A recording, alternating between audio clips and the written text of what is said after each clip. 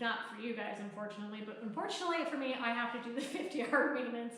I was holding out that it would last till spring, not even close. I have to do it in below freezing temperatures, but at least I've got a garage that I can somewhat heat. Somewhat. I haven't put my master torpedo heater to the full core yet, so that's definitely going to be used. So this, like I said, it's kind of a teaser video. I am going to show you everything today that I bought to do the maintenance, the 50-hour maintenance on our LX3310 Kubota. And I will also give you part numbers and pricing.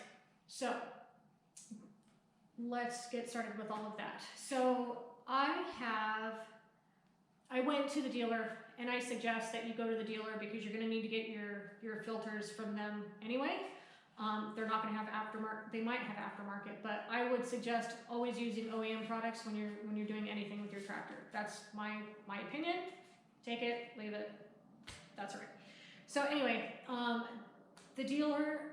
This is what my dealer uses here because we are in the Great White North.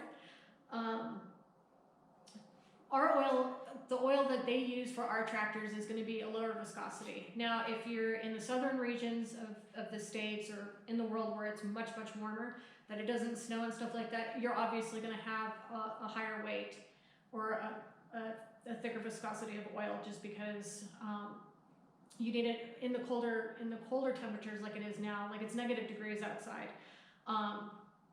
You need the thinner oil. So they told me this is what they use, and unlike a car, your oil doesn't get changed. The engine oil doesn't get changed, every 3,000 miles or whatever. Your next change isn't going to be for another 200 hours. So just keep that in mind as well, is that the oil that they give you, or the oil that they use, is an oil that can be used all year round.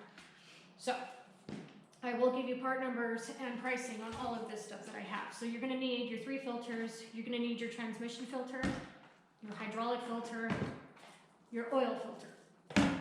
So why it did not state in the manual was that the hydraulic fluid needed to be changed. But like every other thing that I've ever worked on, if you take, and I'll even just do it for the oil filter. As soon as you take off the filter, everything comes out.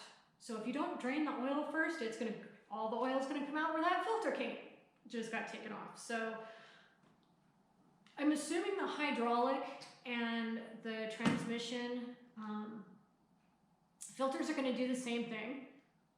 I might be surprised when they don't, or they don't leak as much. I don't know. I'm gonna learn. It's gonna be a learning experience, but just in case that is the case, I did purchase the Super UDT2. It's the transmission and hydraulic fluid that Kubota uses. So even though your filters are different, it actually all uses one fluid because it's the hydrostatic transmission. So that's amazing. I actually really like that because I was like, I need the transmission oil and the hydraulic oil, and the guy behind the counter goes, it's all one oil. And because I'm new to tractors and stuff like that, I had no idea. So I'm just letting you know. If you do not have an HST, chances are they're going to be two separate fluids. And then the next thing that I have is a torque wrench. And the torque wrench is to go through all the bolts on the wheels and make sure that they're torqued the way they're supposed to be. I will give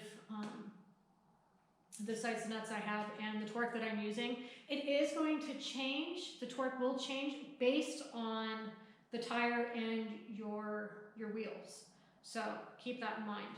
And then last things last. So I actually got this. It's a manual. It's an oil transfer pump. And it's not battery operated, so obviously manual. And that'll actually sit on top of this 5-gallon bucket.